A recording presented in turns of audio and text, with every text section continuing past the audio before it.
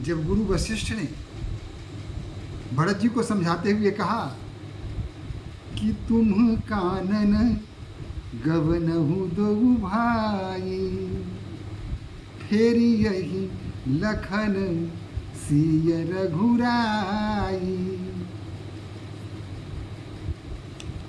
तो पकड़ लिया इस बात को भरत जी ने, क्या कि यही तो मैं चाहता हूं। मुनिवर, आपसे श्रेष्ठ विचारक भला कौन हो सकता है? आप जो भी बोलेंगे वह नीति संगत होगा, न्याय संगत होगा, धर्म संगत होगा और व्यावहारिक भी होगा। गुरुदेव, आप जानते हैं भगवान के बिना अयोध्यावासी कितने बेचैन हैं, उनका हृदय कितना विदग्ध है। राम के बिना वो जी नहीं सकेंगे, लेकिन मैं अयोध्या में रहूं या न रहूं इससे कोई अंतर पड़ने वाला नहीं है। आपने 100% की बात कही है गुरुदेव, बस इस बात पर आप अड़े रहिए, इस बात को ही आगे बढ़ाइए कि भगवान राम, लक्ष्मण और भाभी जानकी ये अयोध्या वापस लौट जाएं और उनके बदले में मैं और शत्रुघ्न वन में रह लेंगे। 14 वर्ष क्या, मैं पूरी उम्र वन में रह लूँगा, मुझे किसी प्रकार का कोई कष्ट नहीं होगा, मैं सुख शांति से वन में रह लूँगा। बस यही कृपा कीजिए गुरुदेव, किसी भी प्रकार से भैया को लौटा चलिए, उन्हें ले जाइए अपने साथ अयोध्या, मैं उनके स्थान पर यहाँ रह लूँगा।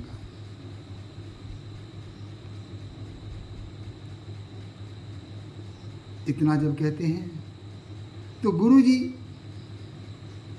भरत की बातों से अत्यंत प्रभावित होते हैं। भरत जी ने यह भी कहा, अंतर्यामी राम सिए तुम सर्वज्ञ सुजान, जो फिर कहु न नाथ निज, कीजिए बचनु प्रधान। गुरुदेव, भगवान राम तो सर्वज्ञ हैं, अंतर्यामी हैं, हृदय की बात को समझने वाले हैं, जानने वाले हैं, उनसे कोई भी बात छुपी नहीं रह सकती है। और आप तो सर्वज्ञ हैं, सब कुछ जानने वाले हैं।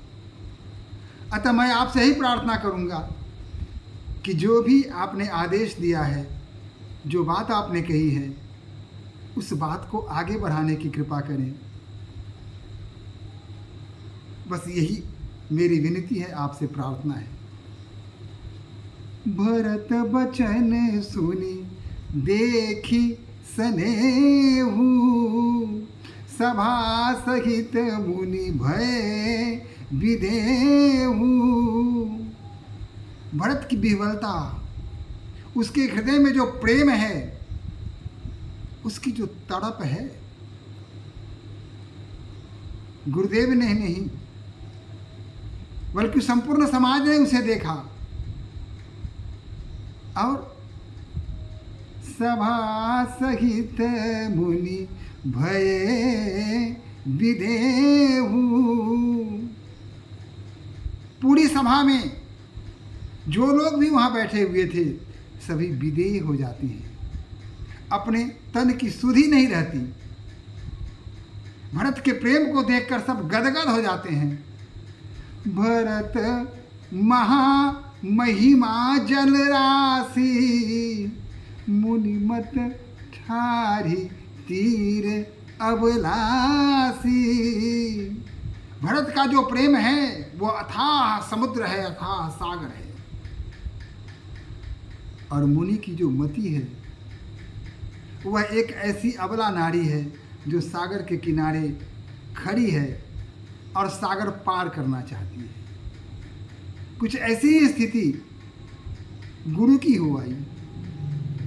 गाचह पार जतनु हिये हेरा, पावती नावन खे बिहु देगा। वह किसी भी जतन से पार करना चाहती है और न उसके पास कोई नाव है, न कोई जहाज है, और न उसे तैरने आता है। और करी ही को भारत बड़ाई, सरसी सीप की सिंधु समाई। भारत की प्रशंसा भला कौन कर सकता है, कौन सक्षम है? भरत भाई की बड़ाई करना सबके बस की बात नहीं है। भला तालाब का एक छोटा सा घोंघा क्या उसमें समुद्र समा सकता है? नहीं। भरत का प्रेम अथाह समुद्र है। और गुरुदेव कहते हैं कि हमारी बुद्धि तो उस घोंघे की तरह है, और मैं भरत के उस अथाह समुद्र रूपी प्रेम को अपने आप में समा लेना चाहता हूं कि यह कतई संभव नहीं है, ऐसा हो ही नहीं सकता है। भरत मुनि मन भीतर आए, सहित समाज राम पही आए। भरत मुनि मन भीतर भाए। भरत की बातों से गुरु वशिष्ठ अत्यंत प्रभावित होते हैं। उनका हृदय गदगद हो जाता है और संपूर्ण समाज के साथ भरत को लेकर के भगवान राम जी के कक्ष की तरफ प्रस्थान करते हैं। प्रभु प्रणाम करि दीन्ह सुआसनु, बैठे सब सुनि मुनि अनुशासनु। जो ही भगवान श्री राम के कक्ष में मुनिवर प्रवेश करते हैं, भरत भी उनके साथ होते हैं और समाज भी उनके साथ होता है। भगवान श्री राम जी ही मुनि वशिष्ठ को देखते हैं, गुरु वशिष्ठ को देखते हैं, तो सर झुका के उनका चरण स्पर्श करते हैं और उनकी चरण वंदना करते हैं और उन्हें बैठने के लिए आसन प्रदान करते हैं। गुरु वशिष्ठ आसन ग्रहण कर लेते हैं और फिर बाकी जितने भी समाज के लोग हैं और भरत हैं, सबों को बैठने का निर्देश देते हैं और सभी अपने अपने स्थान पर बैठ जाते हैं। अब गुरु यहाँ कहते हैं, बोले मुनिवर वचन विचारी, देश काल अवसर अनुरारी।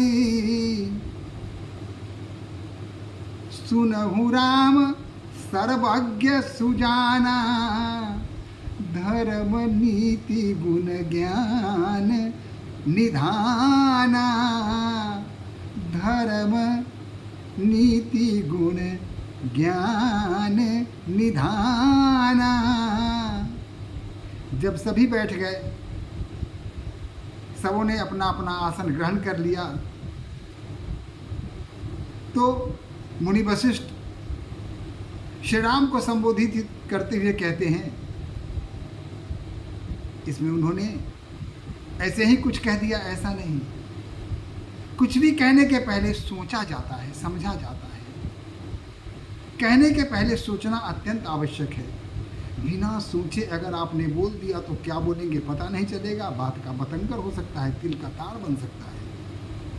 अतः आवश्यकता यह है कि बोलने के पहले आप सोचें, विचारें कि आप क्या बोल रहे हैं। गुरु वशिष्ठ ने भी वही किया। देश काल और उस समय को ध्यान में रख करके उन्होंने कहा, सुनहु राम सर्वज्ञ सुजाना, धर्म नीति गुण ज्ञान निधाना। राम सुनिए, आप तो सुजान हैं, सब कुछ जानते हैं, आप सर्वज्ञ हैं, आपसे कुछ छुपी हुई बात नहीं है। धर्म, नीति, गुण, ज्ञान के आप भंडार हैं। सबके उर अंतर बसहु, जानहु भाव कुभाऊ। पुरजन जननी भरत हित, होई सो कहिहु पाऊ। भगवान राम, आप सर्वज्ञ हैं और सबके भीतर, सबके हृदय में आप बसते हैं। चाहे माँ हो, सचिव हो, अयोध्यावासी हो, दास दासी हो, सबके हृदय में आप निवास करते हैं। आपके बिना जीवन व्यतीत करना उनके लिए अत्यंत कठिन है, दुर्लभ है। इसलिए आप वही कीजिए जो इन सबों को अच्छा लगे, इन सबों का कल्याण हो, इन सबों को आनंद की प्राप्ति हो, ये लोग शांतिपूर्वक अपने जीवन यापन कर सकें। आपसे यही प्रार्थना है। आरत कहीं विचारी न काऊ, सूझ जुआरी आपन दाऊ। जो दुखी होते हैं, विषाद ग्रसित होते हैं, उनसे आप उपयुक्त बात सुनने की उम्मीद नहीं कर सकते, और न ही कोई जुआरी अपने दाव के अतिरिक्त और कोई दूसरी बात कर सकता है। हमारी भी स्थिति वही है। हम क्या कहें आपको। अतः जो उचित हो आप इस पर विचार कीजिए और वही निर्णय लीजिए जिससे पूर्ववासी, परिवारवासी, सचिव, यही नहीं बल्कि अयोध्या के एक एक जन को जिससे संतोष हो, जिससे आनंद की प्राप्ति हो। वे जो विरह की अग्नि में जल रहे हैं वह जलन समाप्त हो जाए। इसलिए आपसे तो यही मैं आशा करता हूँ। सुनि मुनि बचन कहत रघुराऊ, नाथ तुम्हेरी ही हाथ उपाऊ। मुनि की वचन सुन के कहा भगवान श्री राम ने कि नाथ, आप मुझसे कहते हैं कहने के लिए, उपाय तो आपके हाथ में है। आप क्या नहीं कर सकते हैं, अतः आप ही कुछ कीजिए, मेरे बस में कुछ नहीं है। मुनि जब यह बात सुनते हैं तो गदगद हो जाते हैं, आनंद में भर जाते हैं। न ऐसा गुरु ने कभी मिलने वाला है और न ऐसा शिष्य कहीं देखा। धन्य है गुरु शिष्य की परंपरा।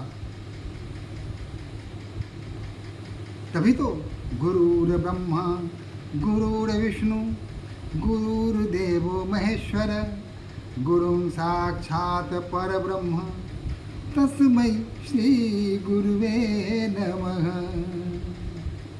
और मुनिवन वशिष्ठ मुनि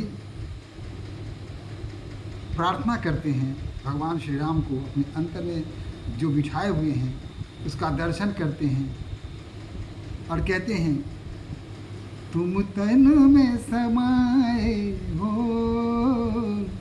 जीवन में समाए हो, अखियों के रस्ते से मेरे मन में समाए हो, अखियों के रस्ते से मेरे मन में समाए हो, अखियों के रस्ते से